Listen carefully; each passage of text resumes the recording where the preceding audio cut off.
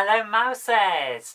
Another day, another load of interesting news. Apparently, Zimbabwe is almost completely bankrupt. France is apparently almost completely bankrupt. Lots of people are arguing about nonsense in comment sections on newspapers, and we forgot to cover the gay marriage bill that I was apparently talking about in yesterday's title. So, let's cover that first.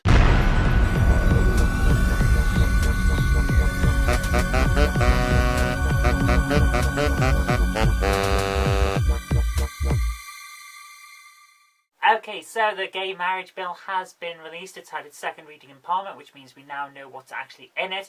And it's quite interesting because it gives gay people the right to marry, but it doesn't give straight people the right to civil partnerships. So now all of those claims that hypocrites and homophobes and basic dickheads have been saying all these years that gay people have more rights than straight people, now it's true. Gay people will be able to marry or have civil partnerships. Straight people will be able to marry or not marry. Not great. This is not how you give people equality. This is not equality, this is stupidity. You don't give people equality by giving them more rights than someone else. That's not how equality works. So, this is a bit silly. Not just that, but if anyone actually had to divorce in order to get a gender recognition certificate, this new bill will still not give you back your original marriage, nor will it give you a mechanism to get back your original marriage. That's just gone, and the government still won't sort out the problems that it caused from that, because apparently we don't really matter if we're trans. No one seems to care. They should care. There's a lot of us, and some of us actually bother to vote. In fact, a lot of us bother to vote, so there you go, government, have a think of that. The other thing is, so now, if you want to transition and change your gender specifically legally on your birth certificate, you will need your spouse's permission if you're married. This is just weird. Apparently now, being able to convert a marriage to a marriage, because it goes from straight marriage to gay marriage, but they're the same thing now.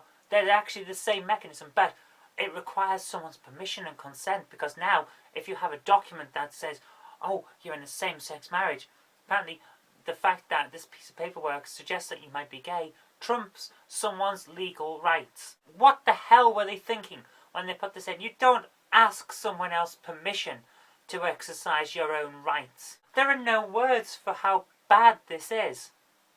So, if you don't want to do that, if you don't want to ask for permission, you've got to divorce in order to get a gender recognition certificate. You can get an interim one in the meantime, but it doesn't do anything. It just says, yes, when you jump through our hoops, then you can have a proper one. So I really hope this gets sorted out when it goes to committee, because this is awful.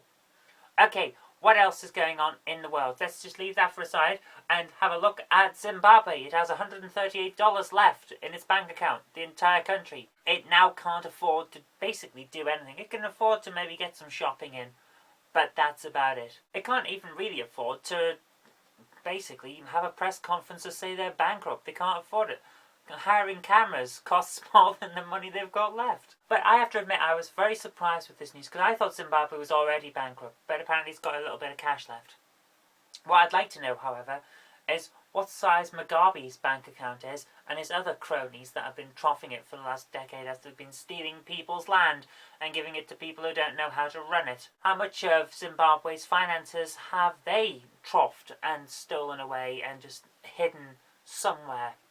Because, let's face it, Zimbabwe used to be the breadbasket of Africa. It used to be a rich, rather successful nation, despite the fact that Mugabe was a complete dickhead who should never have been allowed into power. And he's just destroyed the entire country. It's gone from rich and farm rich as well. It's not like it was doing call centres or making industry that's no longer required. It's basic stuff like food. How can you go bankrupt when people need to eat? Your entire country's finances come from agriculture. Did people suddenly decide they don't want to have lunch anymore? What the hell? How can you go bankrupt when you have a country full of farms? But he's managed it, because he's that kind of incredible arsehead that he's managed to turn something that is not just profitable, but a basic necessity, and he's made a loss out of it. Amazing. But he's not alone. France is going bankrupt too. Another country that is primarily agriculture. What on earth is going on? Did the entire world go on a diet and just not tell me? This is what? How? But what is even more ridiculous than massive farming countries going bankrupt is the fact that in the comments section on the Independence newspaper website for the story on Zimbabwe was this immense tirade of people just being fucking idiots. This is just great. Have a look at the kind of thing these people have been talking about. It has nothing to do with the actual story, but it's here anyway. In fairness, that's about 100,000 billion in Zimbabwean money. What would you know about maths, Zimbabwe, or foreign currency? Uncalled for, don't you think? This guy has been stalking me for 3 weeks.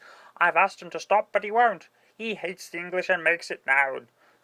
My fat Tory stalker is back. Given her style, Flowers is an entirely inappropriate surname. Her absence of fragrance prompts me to suggest a shorter alternative which retains the advantage of commencing with F. Fat farters, classic. We have her now. Classic? Ha-ha! Is that your humour? Oh dear. How about smelly moobs? Classic. We have you now. Fat farters is on the case again. Ha ha ha! Oh, how cruel! Smelly moobs called me fat farters. If it wasn't so hilarious, it would be disastrous for me personally. You still exist? Are you high on drugs again, Smelly moobs? I prefer the fart gags again. They were brilliant.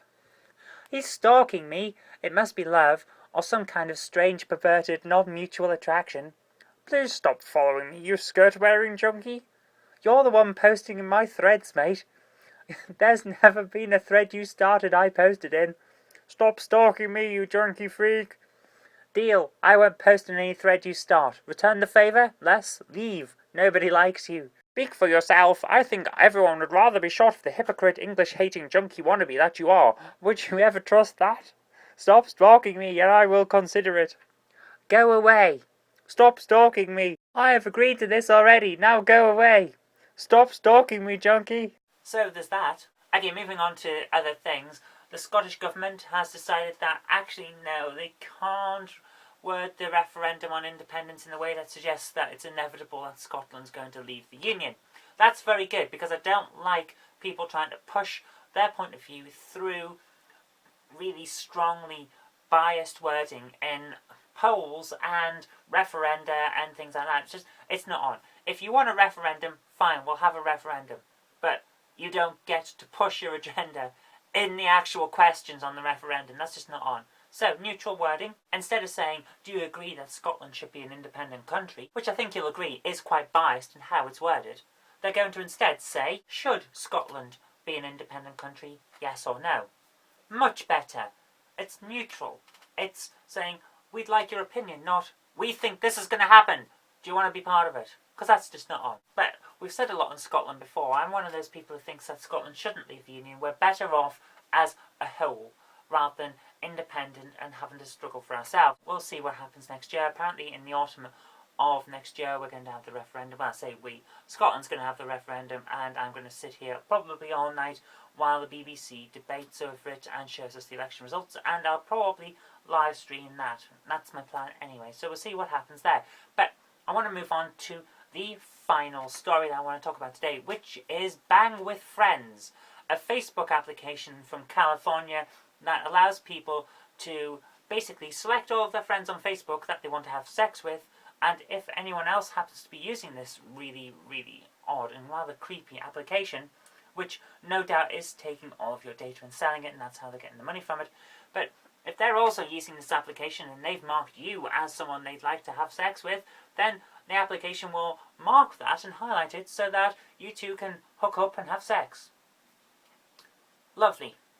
If that's what you want to do, then fine. Personally, I'm asexual. I don't actually have a sex drive, so this is not an application that I will be using, but I just found it amusing that people are on the internet in a place where they'll happily argue and attack each other willy-nilly, but still don't have the guts to tell someone that they might want to have sex with them. I think that's amazing.